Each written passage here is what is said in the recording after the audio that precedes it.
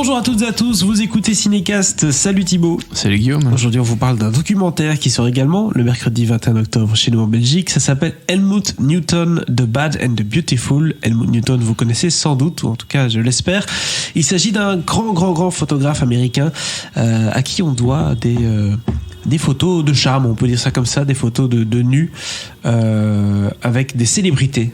C'est ça, surtout ça aussi qui est intéressant, c'est pas uniquement des photos de nus de femmes qu'il a trouvées ou autres, c'est des femmes qui aujourd'hui sont des stars iconiques qui ont été prises en photo, notamment Catherine Deneuve, Claudia Schiffer, Anna Wintour, Grace Jones, Charlotte Rampling, et j'en passe, hein. Il y en a plein d'autres. Isabella Rossellini. Oui, Isabella Rossellini. Donc voilà, toutes des femmes qui aujourd'hui, si vous voyez leurs photos, vous dites bah oui, tiens, ça date. Mais si vous regardez les photos de quoi, sérieux, allez. Oui, mais non, ouais. non. Mais quand vous regardez les photos de Mounino, vous dites waouh, ok, là il y a, enfin c'est assez troublant. Je le sais parce que dans la famille, il y a récemment eu un cadeau d'un des bouquins de Newton. Je ne dirai pas à qui et de la part de qui. Il n'y a pas de bande-annonce du coup pour ce film aussi. Si, il y en a une. Oh, je sais pas, peut-être. Ok, je propose qu'on s'écoute un extrait de la bande-annonce. The films of photographers are terribly boring. You could look at any image and say that's a Helmut Newton photograph. The photos were frightening, but there was always a sense of humor. He said, I've always wanted to photograph a chicken wearing high heels. Nothing was serious, everything understated. This man is incredible. He was a little bit pervert, but so am I, so it's okay. Alors Thibaut, pour terminer cette semaine, un petit documentaire sur le génie de la photo, Helmut Newton. Est-ce que tu t'es régalé? Alors déjà, tu as dit qu'il était américain. Et je pense qu'il est plein de choses.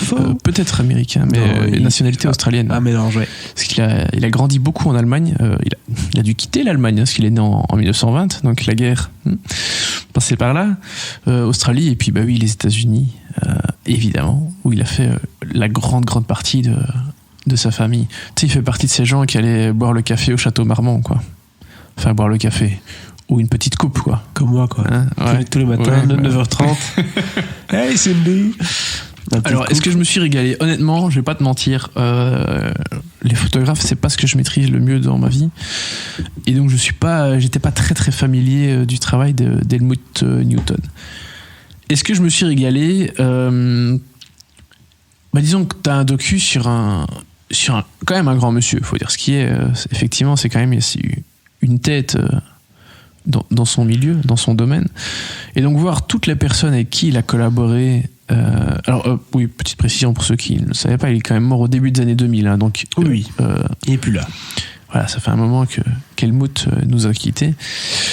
Et voir tous des témoignages de personnes qui ont travaillé avec lui, voir ce travail un peu d'introspection sur une réflexion sur son travail, c'est assez chouette parce que effectivement, il était très attiré. En fait, ses photos sont souvent très sensuelles, très érotiques. Il n'y a pas que ça, mais c'est beaucoup ça. Et donc, voir les témoignages de tous ces grands mannequins que tu as cités tout à l'heure, c'est très chouette. Vraiment, de voir à quel point collaborer avec des artistes de ce calibre a été important, a été une expérience, parce que Helmut Newton a aussi été controversé. Et donc voir les réflexions de ces mannequins des années plus tard, voir comment elles ont vécu la chose, les éventuelles polémiques à l'époque, ouais. Voir comment le regard qu'elles portent maintenant dans une ère... C'est clair. MeToo pour certaines, parce qu'il y a certaines interviews qui sont plus récentes, d'autres un peu plus vieilles. C'est hyper intéressant. Mais Helmut Newton, ce n'était pas que ça, même si le docu s'intéresse principalement à ça, mais il parle notamment aussi du pouvoir. Helmut Newton était assez fasciné par la figure du pouvoir, ouais. Et il a donc notamment réalisé une célèbre photo de Jean-Marie Le Pen, qu'on voit avec ses chiens. Et qui, c'est très bien expliqué dans le documentaire, faisait écho à une certaine photo d'Hitler avec ses chiens. D'accord. Après, bon, voilà, vous en tirez les conséquences. Il a fait une mise en scène, quoi. Voilà. Il s'est un peu foutu de lui, sans forcément le vouloir sur le moment, parce que c'est voilà, c'est le moment où ils se sont vus qui a voulu ça. Mais voilà, il y a pas mal de choses assez intéressantes avec des sous-textes très intéressants dans le film. Et pour moi, ça a été une belle découverte de l'univers d'Helmut Newton, parce que voilà, comme je le disais, j'étais pas hyper familier de son travail non plus. Il y a certaines de ses photos que j'ai déjà vues, voilà, j'aurais pas pu dire que c'était lui, Oui, bien sûr. forcément, mais j'avais vu plusieurs de ses photos.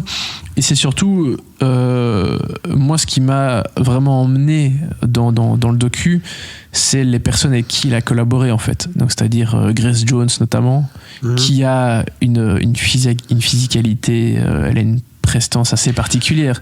Elle a un côté très masculin quand même, Grace Jones, qui est, elle est très très très féminine, hein, c'est pas ça que je veux dire, mais, enfin, l'un n'empêche pas l'autre, mais du coup ça lui donne un charme très particulier. Et donc voilà, l'avoir parlé de sa collaboration avec Newton était super bien. Isabella Rossellini, moi j'adore Isabella Rossellini, que ce soit au cinéma, je l'ai vu au théâtre, enfin bref, grande personnalité. Donc forcément, à nouveau, voir ces personnes témoigner, c'est hyper précieux, quoi. Les Charlotte Rampling, bref, je vais pas reciter tous les noms que tu as cités, ça fait déjà beaucoup redite, mais c'était une très jolie et très intéressante plongée dans l'univers de cet homme que je connaissais très peu.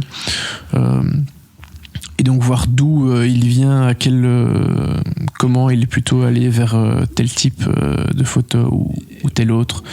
Voilà, tout ça c'est assez passionnant. Voir sa relation avec les stars, sa relation avec Hollywood, etc. Voilà, pour les amateurs, c'est absolument génial. Pour ceux qui aiment moins, ça peut être une jolie découverte aussi. Donc voilà, Helmut Newton, The Bad and the Beautiful, c'est en salle dès ce mercredi. Combien d'étoiles tu lui donnes du coup ? Un joli 2 étoiles. Un joli 2 étoiles du coup pour ce documentaire en salle, comme tu l'as dit, dès ce mercredi 21 octobre.